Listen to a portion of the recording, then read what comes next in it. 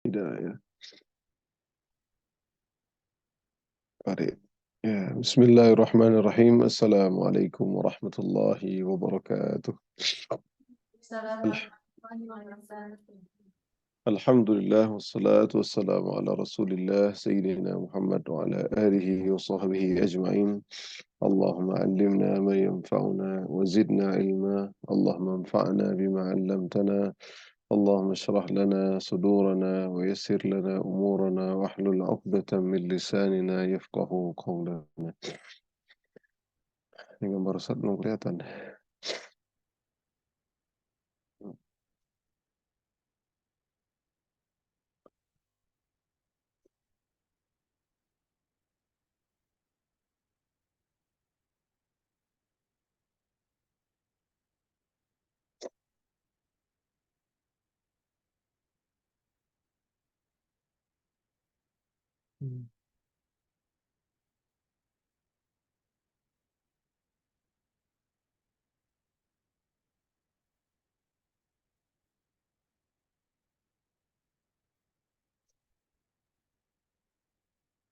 Ini kelihatan, tapi kalau itu nggak kelihatan.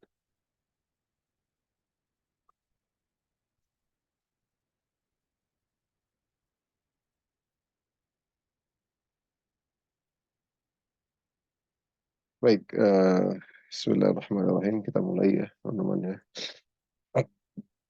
Ya, insya Allah kemarin kita sudah masuk surah At-Tin ya. Surah At-Tin ayat 1 sampai ayat berapa? Ayat Wahadal Baladil Amin ya.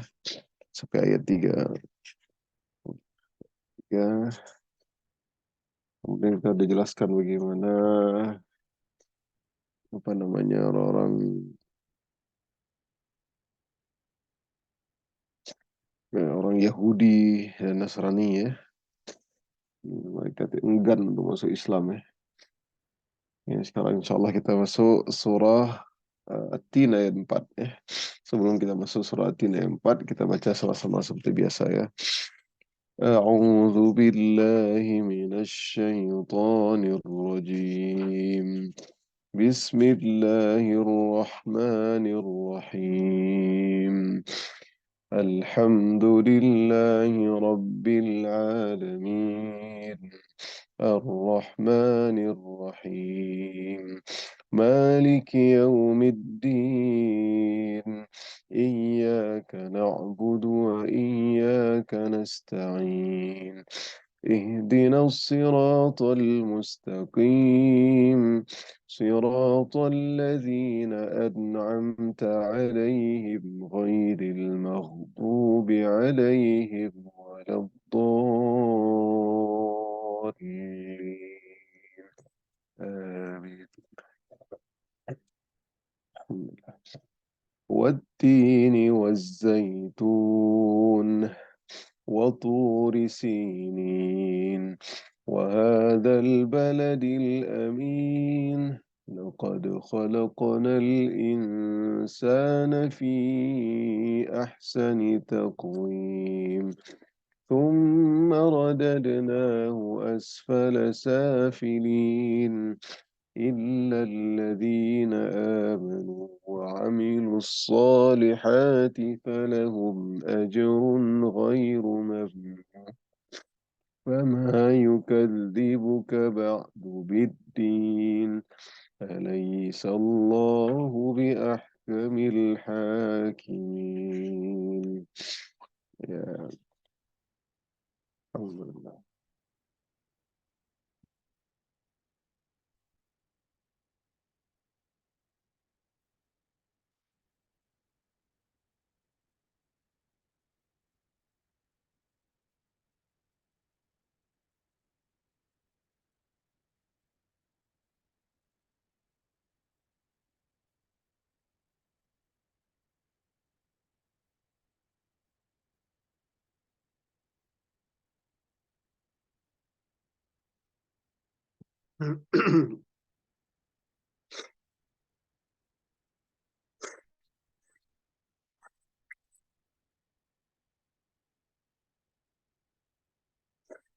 Ya, baik teman-teman. Bismillahirrahmanirrahim. Kita masuk surah At-Tin ayat 4. Kita sudah jelaskan bahwasanya eh, sesuatu yang Allah sumpah tentu dia menjadi sangat mulia dan menunjukkan kemuliaan daripada makhluk tersebut. Baik itu eh, apa yang hidup ataupun yang mati ya.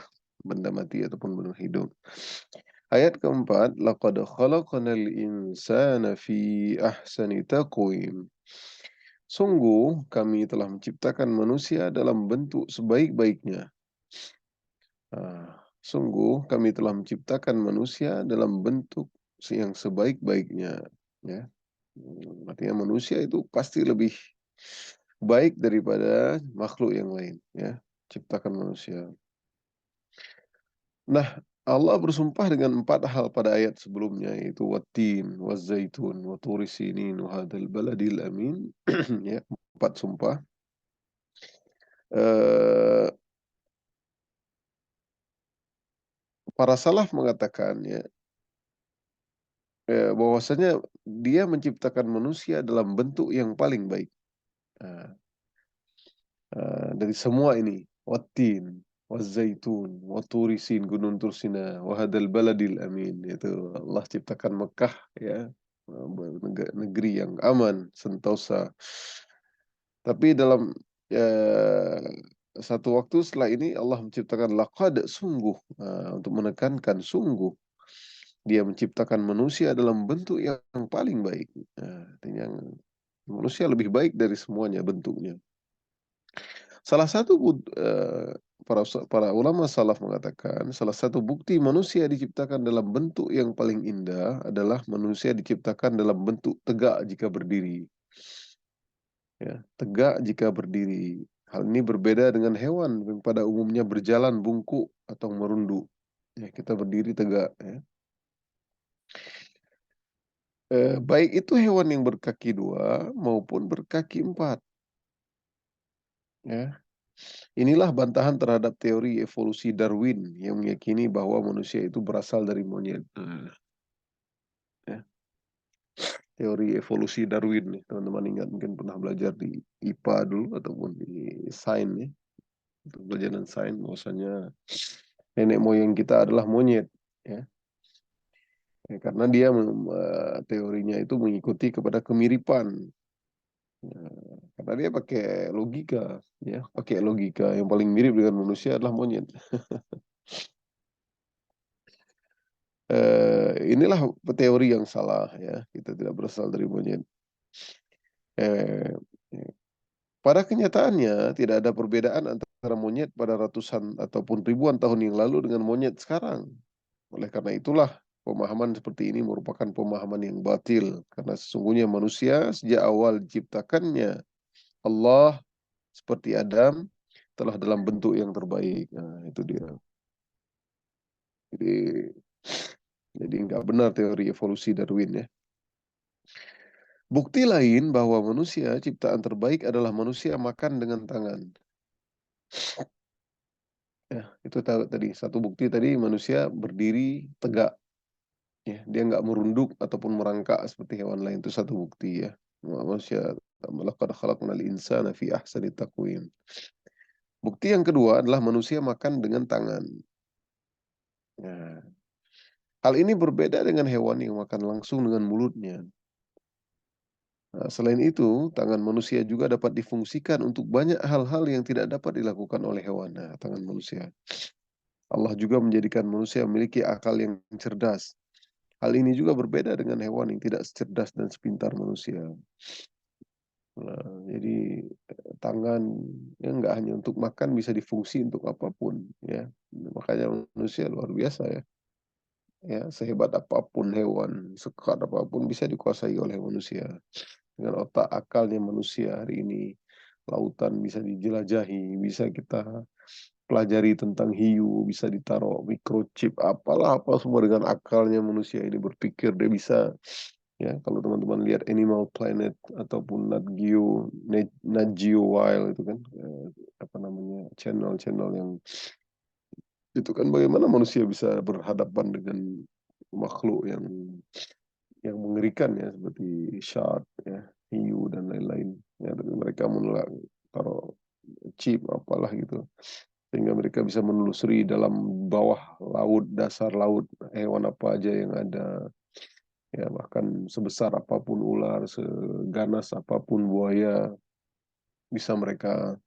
Inilah kehebatan akal manusia. Di antaranya juga manusia memiliki lisan atau berbicara menakjubkan sehingga dapat mengungkapkan berbagai macam hal. Inilah manusia ya. Ya, luar biasa ya. Apapun ya, kita berbicara, speech, ya, berpidato, bahkan apapun yang membuat lucu ya. Hewan nggak bisa seperti itu ya. Stand up komedi, apapun ya, apapun bisa ya. Apapun bisa manusia. Selain itu, tidak ada hewan yang memiliki wajah rupawan dan tubuh yang indah seperti manusia. Nah, itu dia. Ini pasti ya. Makanya teman-teman kalau merasa aku nggak lebih cantik dari dia ya, coba lihat, coba bandingin wajah kita sama wajah monyet. Ya, taruh monyet di sebelah kiri, kita sebelah kanan. Kamu lebih cantik dari aku nggak? Atau wajah ayam atau wajah kucing gitu kan? Kucing cantik, imut-imut, tapi nggak secantik kita juga. Mau nggak teman-teman dirubah wajah jadi kucing? Kan nggak mau. Nanti digemesin terus. Ya, oke. Jadi tentu lebih rupawan, lebih cantik kita. Ya, seburuk apapun kita, bukan seburuk ya, artinya sekurang apapun ya, manusia paling baik tentunya. Cuman kan ada yang, ya ada orang yang mungkin matanya belau, ada yang tidak terlalu belau, ada yang hidungnya sangat mancung, ada yang tidak terlalu mancung, ada yang pipinya cabi, ada yang ya macam-macam ya. Tapi dia tentu dia lebih suka ya, lebih suka melihat wajahnya sendiri. Buktinya banyak ya, banyak kejadian ya. Ustaz pernah ada tutup kaca itu, kaca mobil kiri kanan kan gelap banget itu 80%. Ada orang, ada anak-anak gadis seperti teman-teman tahfiz lah gitu kan. Lagi buatin jilbab dikirain mobil mati tapi ternyata kacanya hidup. Apa mobilnya hidup itu dia akhirnya dia malu sendiri. Seperti itu. Jadi semua kita suka melihat cermin ya, kaca, menunjukkan bahwasanya Allah menciptakan wajah kita dengan sangat sangat perfection ya. Bahkan sebagian ulama seperti Ibnul Arabi menjelaskan sisi lain dari kesempurnaan manusia yang bukan hanya sempurna tubuhnya, tapi juga sempurna akhlaknya. Nah, ini dia. Ya, para ulama tadi menjelaskan bagaimana diantaranya adalah manusia berdiri tegak, ya, kemudian manusia makan pakai tangan, tangannya itu enggak hanya untuk makan aja, bisa dipakai apapun, ya, sehingga orang bisa ngerajin, teman-teman bisa menulis hari ini, teman-teman bisa megang Quran dan lain-lain, ya, apalagi bisa karate, bisa apapun ya. Nah, kemudian dengan akalnya Allah berikan manusia akal yang dia bisa menguasai dunia. Kemudian Allah berikan manusia itu wajah yang rupawan ya, ya wanita yang cantik, laki-laki yang ganteng seperti itu. Ya, kemudian Ibnu Arabi juga menjelaskan, ya, seperti Ibnu Arabi menjelaskan bahwasanya kesempurnaan manusia juga nggak hanya terletak pada sempurna tubuhnya saja, tapi juga sempurna akhlaknya. Eh, Beliau menuturkan ya dalam ahkamul Quran, "Laisa lillahi ta'ala khalqun huwa ahsanu minal insan. Fa inna Allah khalaqahu hayyan 'aliman qadiran muridan mutakalliman sami'an basiran mudabbiran hakiman. Wa hadhihi sifatur Rabb." وعنها عبر بعض العلماء ووقع البيان بقوله إن الله خلق آدم على صورته يعني على صفاته التي قدمنا ذكرها. Nah, jadi tidak ada ciptaan Allah yang lebih indah daripada manusia, kata beliau. Sesungguhnya Allah menciptakannya hidup, ya manusia itu hidup, berilmu, ya qadiran berkehendak, muridan berbicara, mutakalliman berbicara, muridan berkehendak, ya, basiran melihat, apalagi mudabbiran mengatur, hakiman dan bijak. Semua itu adalah sifat-sifat Rabb, yaitu sifat-sifat Tuhan. Inilah yang sebagian ulama mengungkapkannya dengan perkataan sesungguhnya Allah innallaha khalaqa Adam ala suratihi. Sungguhnya Allah menciptakan Adam atas bentuknya. Ya, ada sifat-sifat Allah tapi bukan nggak sama tentunya gitu kan.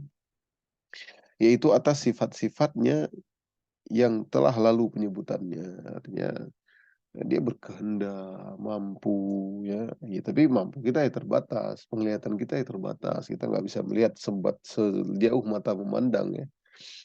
Ya nggak bisa melihat dari sini sampai ke 10 kilo mungkin udah nggak tampak lagi mata kita seperti itu.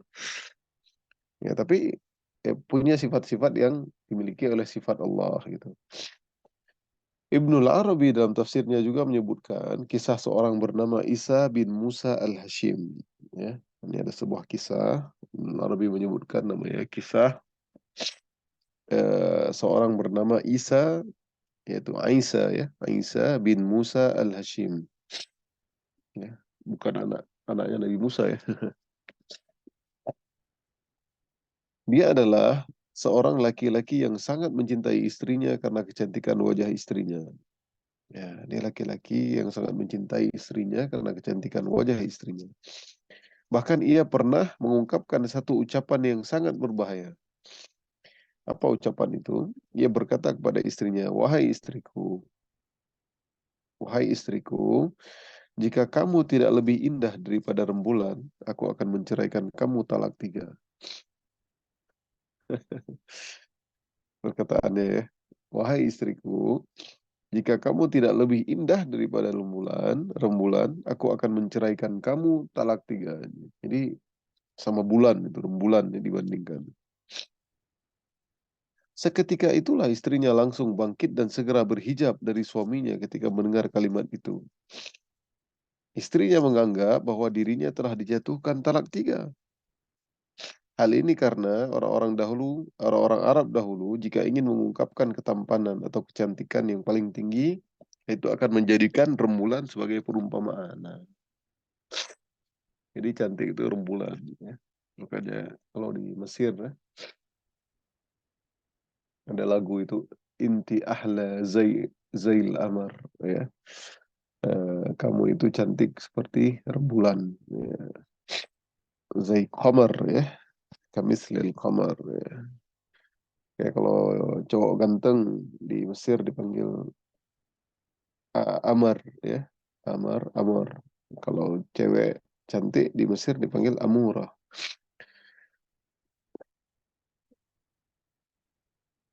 Ya, ya di Arab istilahnya ya, Qamar inte ahla Zail Amar ya. Nah, itu dia seperti jadi menggambarkan sama kayak kita juga cantik seperti rembulan ya. Oleh sebab itulah istri merasa tidak lebih indah daripada rembulan. Jadi mana yang lebih jadi orang Arab dahulu menganggap rembulan udah paling tinggi. Jadi istrinya itu mikir suami istrinya sudah diceraikan sama suaminya. Maka akhirnya suaminya pun menyesali perkataannya. Lalu ia mendatangi Abu Ja'far Al-Mansur. Ya, Abu Ja'far Al-Mansur untuk menyampaikan kegelisahannya. Ya, dia emang istrinya cantik banget, ya, istrinya cantik banget. Ya, makanya ada hadis ya, ada hadis atau bukan hadis ya. Ada perkataan sahabat pernah, aku melihat wajah Nabi, kemudian aku melihat rembulan. Aku lihat wajah Nabi lagi, aku lihat rembulan. Aku lihat wajah Nabi lagi, aku lihat rembulan. Aku melihat wajah Nabi lebih indah daripada wajah rembulan. Insya Allah, ini gantengnya Nabi ya. Nah, dia orang nggak jemu melihatnya. Ya. Ya. Orang ingin lama-lama bersama Nabi, tidak ada orang yang bersama Nabi melainkan sangat cinta kepada Nabi. Ya, betapa banyak musuh-musuh ya, sahabat-sahabat yang dulu menjadi Nabi itu adalah orang yang paling dia benci di seluruh jagat raya.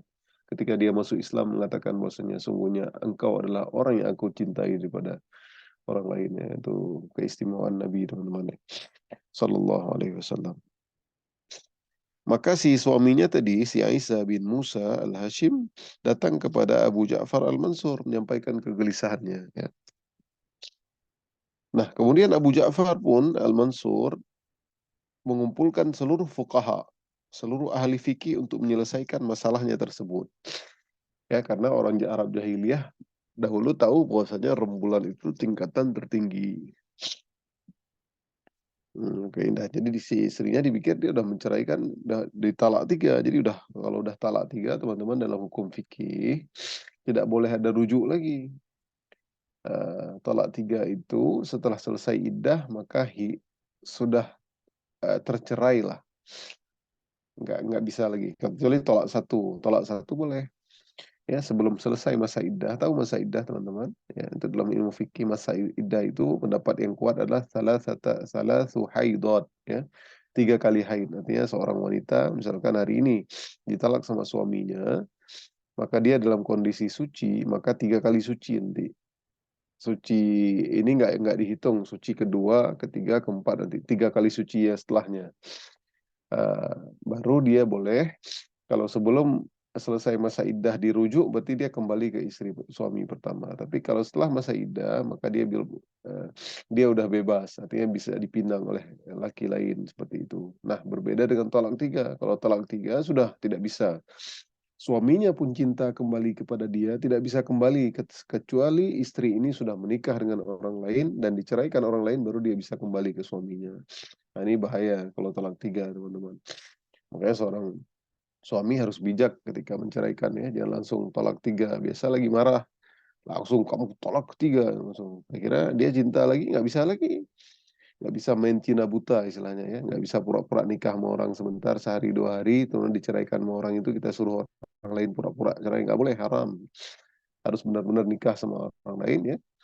فإن طلقها فلا تحل له حتى تنكح زوجا غيره. Kan ada ayatnya itu, ya. فإن طلقها فلا تحل له حتى تنكح زوجا غيره. Itu nggak boleh sampai dia menikah dengan orang lain. Itu talak 3. Makanya bahaya. Ya, ada cerita, ya, teman-teman, ada seorang ulama yang Ustaz tahu, ya, Ustaz nggak bilang orangnya. Beliau menceraikan istrinya talak 3, sedih sekali beliau, ya. Anak-anaknya sudah banyak, ya, karena mungkin kesalahan kecemburuan lah, artinya cemburu tapi nggak benar sebenarnya. Jadi langsung tanpa cross check, tanpa tabayun, langsung ceraikan istrinya. Akhirnya sampai hari ini dia masih menafkahi istrinya, ya, memberikan rumah istrinya, ya, anak-anaknya pun sudah banyak, ya. Ya, sedih nggak bisa bersatu lagi, istrinya pun tidak dinikahi orang lain seperti itu. Jadi makanya harus bijak, ya, seorang suami. Karena biasa, apalagi seorang yang sudah berkeluarga, ketika sudah punya anak banyak, ya, ya, namanya rumah tangga pasti ada konflik seperti itu. Tapi ketika anak itulah membuat juga untuk sayang, ya, seperti itu. Baik, tadi apa namanya tentang fuqaha, ya. Maka Abu Ja'far Al-Mansur ini mengumpulkan seluruh ahli fuqaha. Bagaimana sih ini jatuh nggak talak 3 tadi, ya? Karena maksud si suaminya itu istrinya lebih cantik dari rembulan, sedangkan maksud istrinya, aku sudah ditalak 3. Karena zaman itu orang menganggap ketampanan dan kegelisahan adalah menyamaikannya dengan rembulan. Maka ketika ditanya, Imam Abu Hanifah menjawab bahwa manusia lebih indah daripada rembulan. Nah, Imam Hanafi, ya. Imam Abu Hanifah maka manusia lebih indah daripada rembulan. Kemudian beliau pun menyitir ayat ini. Laqad khalaqnal insana fi ahsani taqwim. Ya. Sungguh kami telah menciptakan manusia dalam bentuk yang sebaik-baiknya. Ini dalil, teman-teman. Akhirnya sang istri kembali kepada suaminya karena tidak terjadi talak 3. Nah, ya, seorang fuqaha pun harus hati-hati, ya, berfatwa, ya. Nah, hati-hati. Banyak kejadian hari ini. Ada orang yang pengen istrinya pisah sama suaminya, akhirnya diambil HP suaminya, ada atau ada orang lain lah, nggak tahu orang ketiga atau apa, kamu tuh buka, aku ceraikan kamu. Udah, suaminya nggak mengungkapkan, ditulis sama dia. Ya, seperti itu, macam-macam, ya, harus di cross check, ya, seperti itu. Baik, kisah di atas menunjukkan bahwa manusia diciptakan dengan bentuk yang sangat menakjubkan.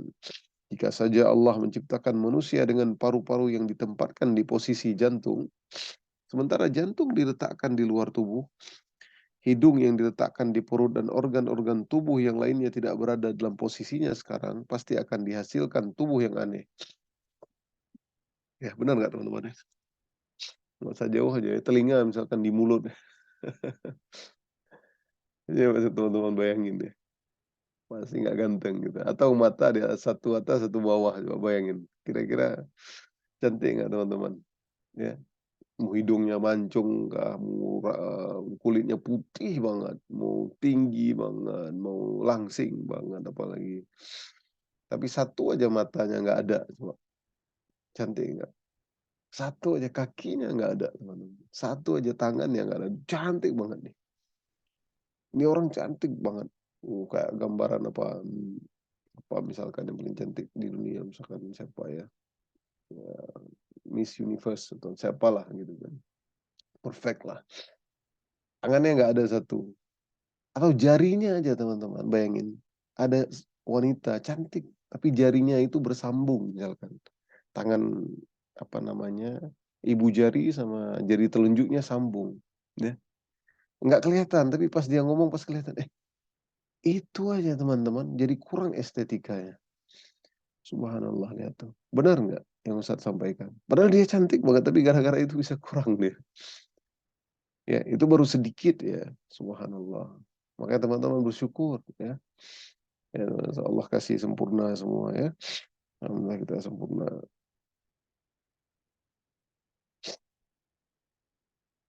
Oke, bahkan hari ini teman-teman ya. Makanya marak sekarang di Jakarta itu perdagangan organ tubuh ya. Satu ginjal itu aja, apalagi organ dalam yang sangat mahal sekali. Sebenarnya nggak ada harganya itu. Ya, penciptaan Allah itu. Di Cina dijual tuh, dijual ke Hong Kong, kemana lah gitu kan. Ada orang-orang yang memang gagal ginjal, sakit ginjal ya.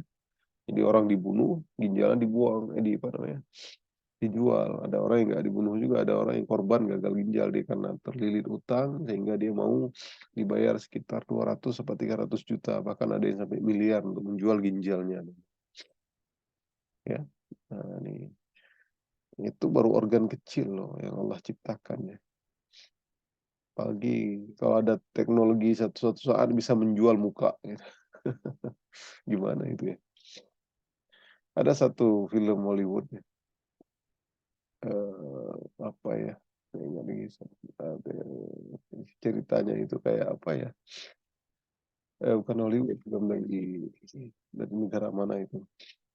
Itu nggak tahu apakah ada teknologi seperti itu ya. Teknologi donor DNA. Jadi kayak kayak ini teman-teman, kayak apa namanya, kembali ke, misalkan dia udah berusia 80 tahun, ada orang yang miskin, dia mendonorkan DNA-nya ke orang 80 tahun itu. Sehingga orang 80 tahun itu kembali muda dia. Sedangkan si anak kecil itu mukanya tua. Karena seluruh DNA-nya sudah disedot. Nggak ngerti ya, Allah alam benar apa nggak, mungkin hanya film ya. Tapi kalau seandainya suatu saat penemuan manusia ada seperti itu, tentu dia tidak bisa, oke saja, dia bisa merubah. Misalkan mau secanggih apapun ya seperti hari ini, misalkan Mimi di klinik atau apa ya, tapi kalau yang haram-haram tentu tidak boleh ya, misalkan kayak melakukan filler, melakukan apa namanya, tanam tanam benang ya, tanam benang ataupun apa ya yang memang buat dia, tapi nggak akan buat dia susah untuk dia tidak tua. Itu tentu kerutan itu pasti ada. Tentu kerutan itu pasti ada, teman-teman. Walaupun sebanyak apapun dia treatment, tetapi dia tentu lebih baik ya. Nah, kayak pasien pasien Mimi dulu pernah di BSD itu, ada ibu-ibu sudah 50 tahun. Ya, bahkan ada yang lebih, tapi masih kelihatan 40 tahun. Ada, karena memang dia sering melakukan treatment, merawat wajahnya. Ya, ada sih. Tapi kalau haram, tapi perawatan-perawatan yang haram tentu tidak boleh, seperti memancungkan hidung, ya operasi ya, bibirnya, membuat membuat bibirnya yang kayak seksi gitu ya, digedein apalah istilahnya teman-teman ya. Nah, itu tidak boleh tentunya. Nah, oleh karena itu tentu mati itu di tangan Allah. Sehebat apapun teknologi manusia yang membuat tidak mati, sehebat apapun seorang raja, sehebat apapun kayak Ratu Elizabeth misalkan di Inggris ya, chef ternama makanan sehat dia mati juga ya. Wa'bud rabbaka hatta ya'tiyakal yaqin. Gak ada orang yang yakin seyakin-yakinnya terhadap suatu perkara melainkan terhadap kematian. Semua orang yakin pasti dia akan mati gitu. Baik, tadi ya. Oleh karena Allah mengatur semua itu, yaitu manusia diciptakan ya jantungnya pas di sini, tangannya di sini. Coba kalau tangannya di kaki, kan aneh teman-teman. Oleh karena itu manusia sepatutnya bersyukur atas kesempurnaan yang diberikan Allah terhadap tubuhnya. Allah berfirman dalam surat Az-Zariyat ayat 21, "Wa fi anfusikum afala tubsirun." Nah, ini tentang kesempurnaan manusia ya. Laqad khalaqnal insana fi ahsani taqwim. Ya, ada ayat lain juga tentang anjuran bersyukur bagaimana kesempurnaan Allah ciptakan terhadap diri kalian. Wa fi anfusikum afala tubsirun. Dan juga pada dirimu sendiri. Dan dirimu sendiri dari kesempurnaan wajah, kesempurnaan akal, kesempurnaan bentuk. Ya, maka apakah kamu tidak memerhatikan? Afala tubsirun. Hanya dengan melihat dan mengamati organ-organ tubuh, kita akan mengetahui betapa sempurnanya tubuh yang kita miliki, yang diciptakan Allah. Ahli kedokteran pun lebih mengerti hal tersebut. Kita renungkan saja jumlah saraf mata menuju ke otak. Saraf mata itu ibarat kabel-kabel kecil yang mengantarkan informasi dari kamera mata menuju komputer otak. Sebagian dokter menyatakan bahwa kabel saraf mata tersebut berjumlah 20 juta. Nah, teman-teman, kabel saraf mata itu ya eh, berjumlah 20 juta loh ya. Di rumah aja, di rumah aja kabel-kabel yang apa namanya yang ditaruh dalam pipa itu yang untuk seluruh ya orang punya rumah ya ketika dia awal-awal tinggal di rumah tersebut kan dia pasti instalasi listrik tuh. Nah, itu enggak itu saja enggak sampai 20 juta ya enggak cuman berapa lah kita hitung ya mungkin paling ada kabelnya itu ada mungkin ya puluhan lah paling banyak ya puluhan lah paling banyak. Nah, kabel-kabel untuk kabel ke arah kulkas, kabel ke sini, wire ke sini gitu kan. Nah, instalasi awal rumah. Ini mata saja teman-teman untuk menuju ke otak itu 20 juta saraf. Ibaratnya 20 juta kabel gitu. Gimana Allah ciptakan sih? Bukan kabel kayak kabel listrik besar-besar nih kecil-kecil tapi sempurna semua hidup semua. Ini nggak bisa diciptakan oleh manusia.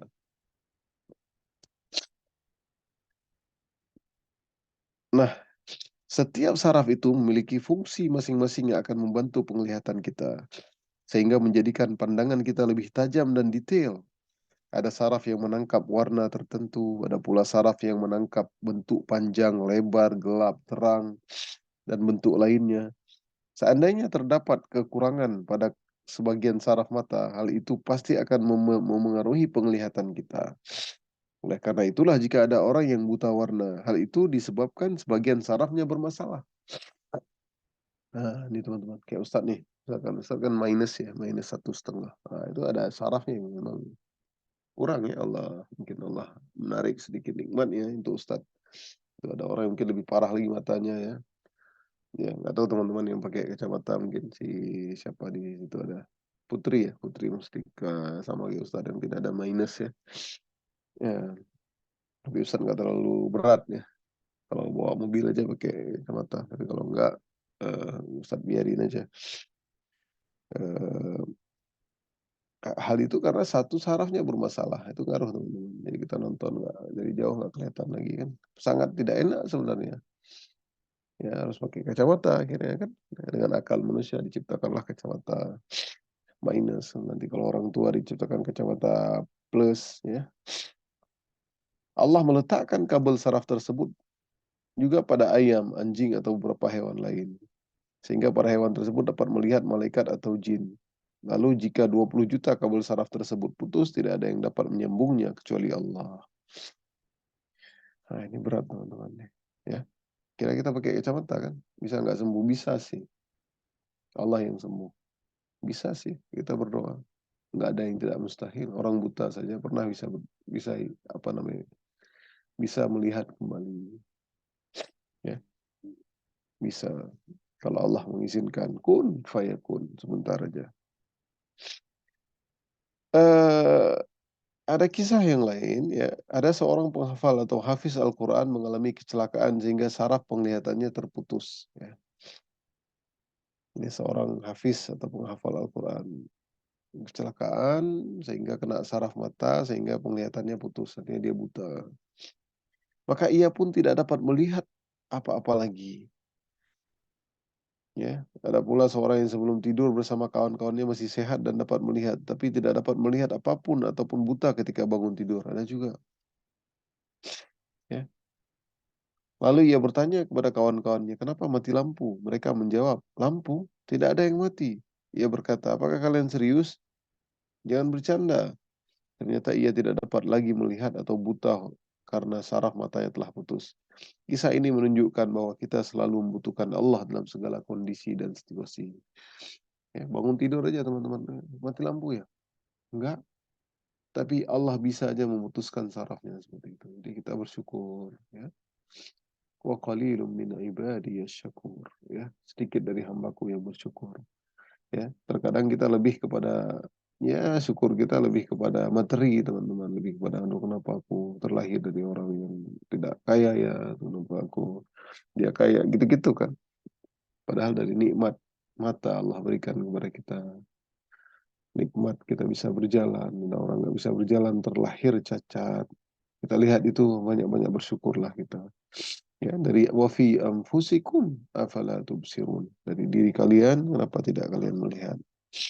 Ya, teman-teman ya. Oke, kemudian masuk ayat berikutnya ini laqad khalaqnal ya, luar biasa ya. Laqad khalaqnal kita nggak jelaskan semua ya, kesempurnaan tentu banyak fungsinya, tangan, kaki fungsinya apa, air liur kita fungsinya apa. Kemudian bulu hidung kita Allah ciptakan hidung di bawah misalkan kenapa nggak hidungnya ke atas gitu kan. Kalau hidung ke atas ke bawah sehingga menangkap debu-debu ditahan sama bulu-bulu hidung kita. Subhanallah, nggak suka kita bulu hidung terlalu panjang, memang kita potong juga malu kita kan. Tapi bulu hidung itu menangkap kayak dia saringan gitu kan. Luar biasa teman-teman ya. Ya, telinga kita bentuknya begitu, mulut kita, gigi kita. Coba kalau nggak ada gigi gimana ngunyah kan? Makanya mengeluh ya. Makanya orang kadang sampai beli gigi palsu gitu kan. Ya, satu gigi sakitnya aja lebih ya, susah kan. Makanya sakitnya lebih daripada sakit hati gitu kan. Sakit gigi lebih ya, karena sakit teman-teman ya. Mau seenak apapun makanan di rumah tahfiz kalau sakit gigi teman-teman nggak mood ya. Ya benar ya, Andini. Nggak nggak ini ya. Benar ya teman-teman tahfiz ya. Oke, baik ayat kelima. Tsumma radadnahu asfala safilin. Ya, kita sambung masih sedikit waktu ya. Ada 15 menit. Kemudian kami kembalikan dia ke tempat yang serendah-rendahnya. At-Tin ayat 5 ya. Tsumma radadnahu asfala safilin. Kemudian kami kembalikan dia ke tempat yang serendah-rendahnya. Inilah inti pembicaraan dari surah At-Tin. Allah bersumpah dengan beberapa perkara untuk mengingatkan manusia bahwa dia menciptakannya dalam bentuk yang indah, itu manusia. Tapi Allah juga dapat mengembalikannya ke tempat yang paling rendah. Nah, makhluk manusia adalah manusia terindah, tapi kalau dia tidak beriman, maka Allah kembalikan dia di tempat serendah-rendahnya, itu neraka jahanam. Kenapa? Karena hal itu menunjukkan mereka kufur dan tidak mensyukuri nikmat Allah. Ini dia.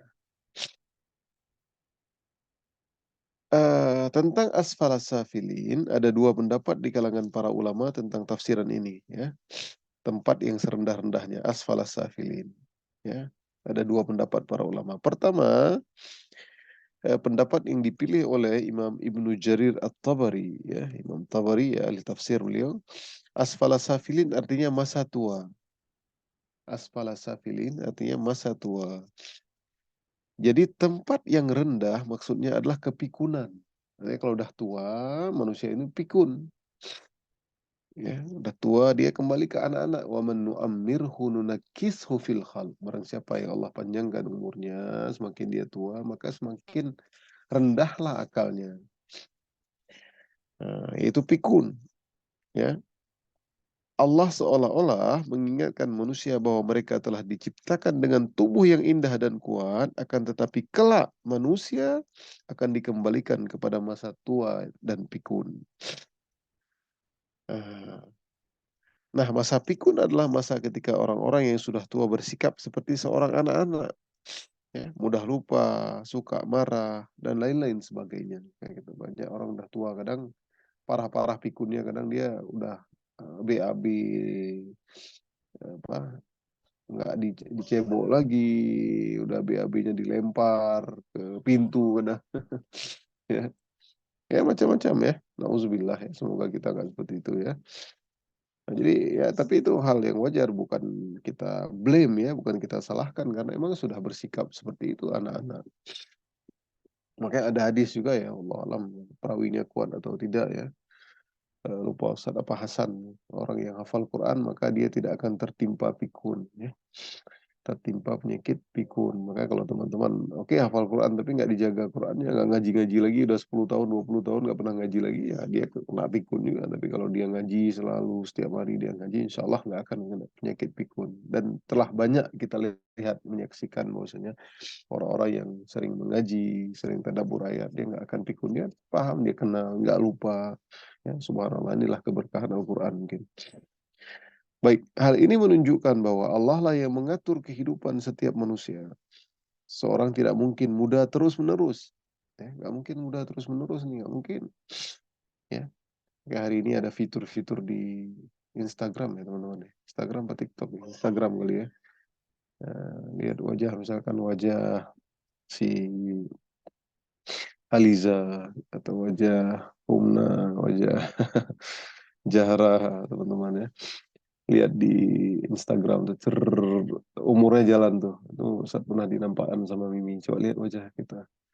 Lihat kita tua begini, Pak, kata Mimi. Oh ya mirip ya. Kok Ustadz mirip ayah Ustadz gitu kan. Kok mirip kakek ya, mirip. Tapi nggak tahu ya dibuat fitur gitu ya. Nggak tahu teman-teman mungkin tahu itu ya, udah pernah nyoba ya. Umur pakai lagu sedih gitu kan. 30, 40, 50 tahun, 60, 70, 80 langsung berkerut gitu kan. Subhanallah ya.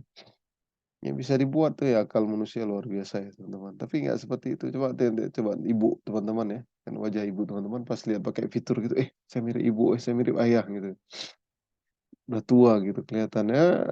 Ya mungkin nggak 100% mirip sih, tapi bisa jadi seperti itu. Muka kita nggak akan berubah lagi ya. Kalau teman-teman mungkin masih SMP, SMA, nggak terlalu berubah lagi sih. Kalau udah SMA nggak terlalu berubah lagi. Ustaz ingat wajah Ustaz waktu SMA ya. Pasti cuman bedanya nanti kurus gemuk gitu aja. Wajahnya nggak terlalu beda kecuali bisa agak seumuran kakak Sima, seumuran ya udah kelihatan juga sih seumuran adik Khadijah mungkin, ataupun seumuran Maryam, nah, itu mungkin masih berubah-ubah mukanya kan. Ya seperti itu. Kalau teman-teman kayaknya insya Allah nggak berubah lagi, paling nanti lebih dewasa, lebih nggak terlalu berubah lagi sudah. Seperti itu. Oke, itu pendapat yang pertama ya. Artinya seorang tidak mungkin muda terus-menerus ya. Allah kelak akan membuatnya menjadi tua, lemah dan pikun. Dia pula lah yang akan membangkitkan manusia setelah mereka meninggal. Itu dia. Ya, masih ada tua. Nah, itu teman-teman. Makanya ada perkataan pepatah Arab mengatakan ya laita syababu ya'udu yauman ya. Udah tua dia bilang, aduh enaknya masa muda ya. Seandainya masa muda itu bisa kembali ya. Laita syababu ya'udu yauman. Ya, seandainya masa muda bisa kembali, aku pengen hafal Quran, aku pengen ini, pengen itu kan. Nah, maksudnya tidak bisa kembali.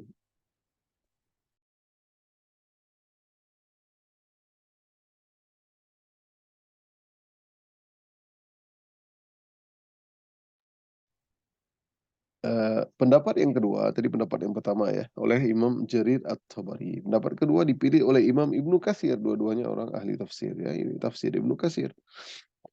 Asfala safilin maknanya adalah neraka jahanam.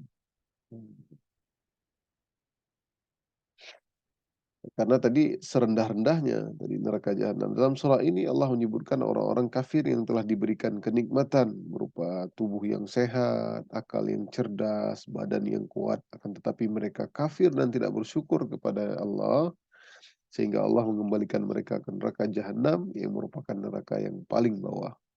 Itu dia. Jadi apa namanya? Seperti itu ya. Nah, kita sambung Illalladzina amanu wa amilus solihati falahum ajrun ghairu mamnun. Kita habiskanlah sedikit lagi teman-teman ya. Insyaallah nanti kita masuk surah Al-Alaq ke depan. Illalladzina amanu wa amilus solihat falahum ajrun ghairu mamnun. Nah, itu dia. Kecuali orang-orang yang beriman dan mengerjakan kebajikan, maka mereka akan mendapat pahala yang tidak ada putus-putusnya. Ya. Kalau orang yang beriman, beramal soleh, maka dia akan mendapat pahala yang tidak ada putus-putusnya.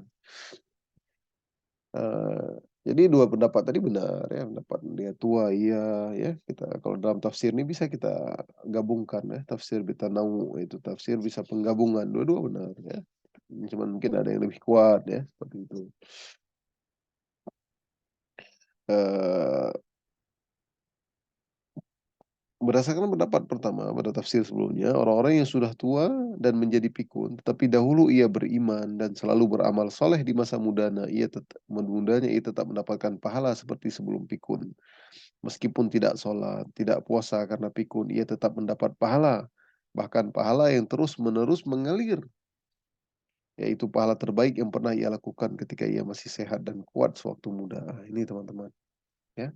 Kalau kita udah rutinkan, misalkan teman-teman rutinkan tahajud, rutinkan baca Quran setiap hari banyak, tiba-tiba teman-teman kecelakaan, nauzubillah ya, bukan teman-teman ya, ada orang yang tiba-tiba kecelakaan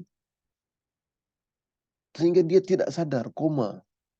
Di rumah sakit itu berbulan-bulan, mungkin bertahun-tahun gitu, ya, nggak bisa. Tapi dia akan mendapat pahala seperti yang dia lakukan selama dia masih muda itu, teman-teman. Apa hadisnya? Ada hadisnya, yaitu idza maridal abdu aw safara kutiba lahu mithlu ma kana ya'malu muqiman sahihan, ya.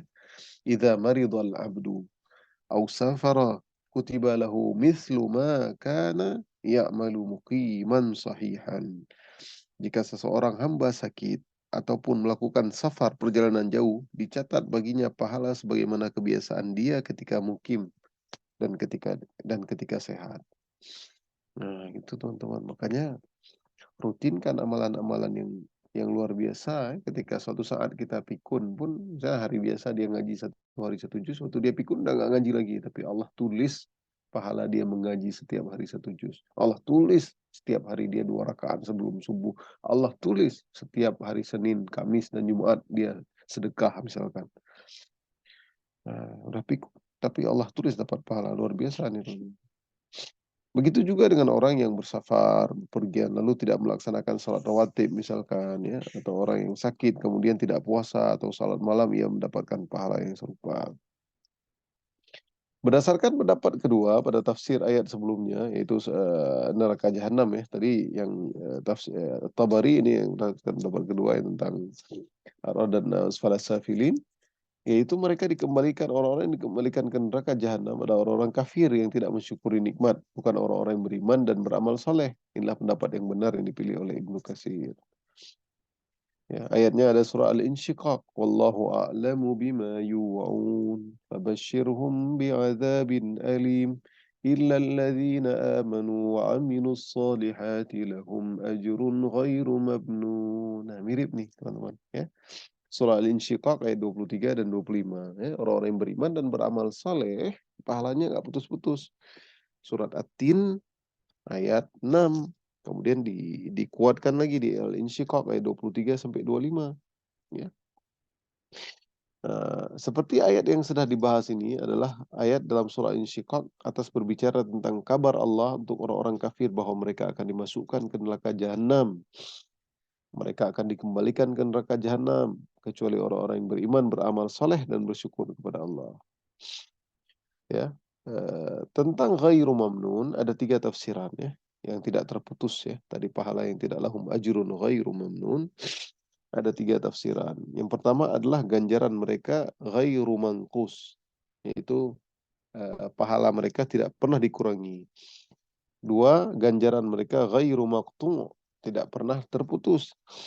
3, ganjaran mereka ghairu mahsub, tidak ada batasannya, unlimited. Nah, inilah ganjaran yang Allah siapkan untuk kita di surga kelak. Nah, jadi un unless, tidak dikurangi, uncut, tidak dipotong, unlimited ya, tidak terbatas. Nah, ini 3 ya, 3 tafsiran tentang ghairu mamnun. Ya, inilah ganjaran Allah siapkan kepada kita surga kelak. Dalam surat Al-Fussilat ayat 31 ya. Nahnu awliya'ukum fil hayatid dunya wa fil akhirah wa lakum fiha ma tashtahi anfusukum wa lakum fiha ma tad'un. Ya, kamilah pelindung-pelindungmu dalam kehidupan dunia dan akhirat. Di dalamnya surga. Kamu memperoleh apa yang kamu inginkan dan memperoleh apa yang kamu minta. Ya, demikianlah kenikmatan surga yang Allah tidak akan kurangi. Dan Allah tidak akan putus dan tidak terbatas. Semua yang diinginkan penghuninya akan langsung disiapkan Allah. Ya, nah ini dia. Seperti dalam hadis qudsi ya, a'adattu li ibadiyas salihina ma la ainun ra'at wa la udhunun sami'at wa la khatara ala qalbi bashar. Aku sediakan untuk hamba-hambaku yang saleh kenikmatan tinggi di surga yang belum pernah dilihat oleh mata, didengar oleh telinga dan terlintas dalam hati manusia. Kemudian ayat berikutnya, fama yukadzibuka ba'du biddin ya. Ya, ayat ketujuh ya, sebelum ayat terakhir yaitu maka apa yang menyebabkan mereka mendustakan tentang hari pembalasan setelah adanya keterangan-keterangan itu? Fama yukadzibuka ba'du biddin. Kenapa mereka mendustakan? Ya, itu dia. Tentang kata ka, fama yukadzibuka ada dua pendapat ya. Fama yukadzibuka mendustakan ya, ka. Pertama kata ka tersebut kembali kepada orang-orang kafir sehingga makna potongan ayat adalah maka apa yang menyebabkan engkau wahai orang kafir mendustakan hari pembalasan. Ya, dhamir ka itu fama yukadzibuka kembali kepada orang kafir. Padahal Allah telah memberikan kenikmatan menciptakan mereka dalam bentuk sebaik-baiknya ahsana taqwim. Nah, itu penafsiran pertama ya. Penafsiran kedua kata ka, kata ganti ka, dhamir kamu ya tersebut kembali kepada Nabi Muhammad SAW sehingga makna potongan ayat maka apa yang membuat mereka mendustakan engkau wahai Muhammad padahal Nabi telah membawakan banyak dalil dan hujah dari Allah akan tetapi orang-orang kafir itu tetap mendustakan hari berbangkit dan hari kiamat. Nah itu dia ya, jadi ka dhamir kamu itu bisa jadi orang kafir, bisa jadi orang Nabi Muhammad sendiri ya. Oke, ayat terakhir alaihissallahu biahkamil hakimin. Bukankah Allah hakim yang paling adil? Ya. Yang tadi Allah bersumpah, kemudian Allah inti dari surat At-Tin ini laqad khalaqnal insana fi ahsani taqwim dengan sebaik-baiknya, tapi kemudian Allah turun dia ke serendah-rendahnya kalau dia tidak beriman. Ayat yang terakhir ini alaihissallahu biahkamil hakimin.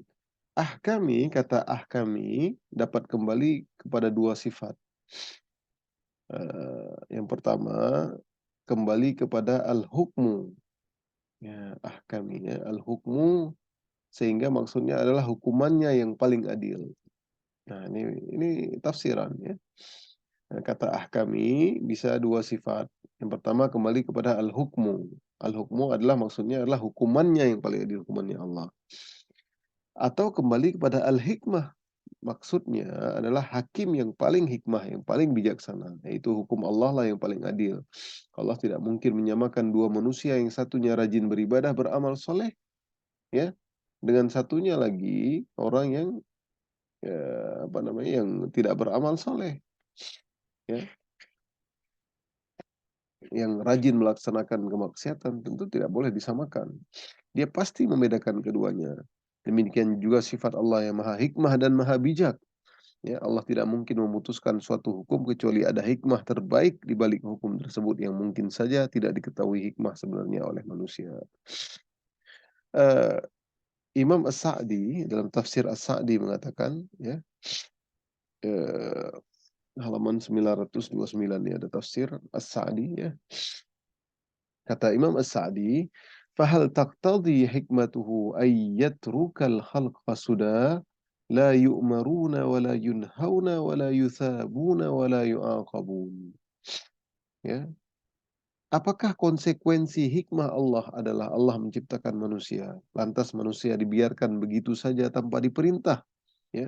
Sudah la yu'marun, tidak tanpa diperintah, tanpa dilarang, la yunhauna, tidak diberi pahala, la yusabun wala yu'aqabun, dan tidak diberi hukuman. Apakah konsekuensi Allah menciptakan, hikmah Allah menciptakan manusia dibiarkan begitu saja, ya?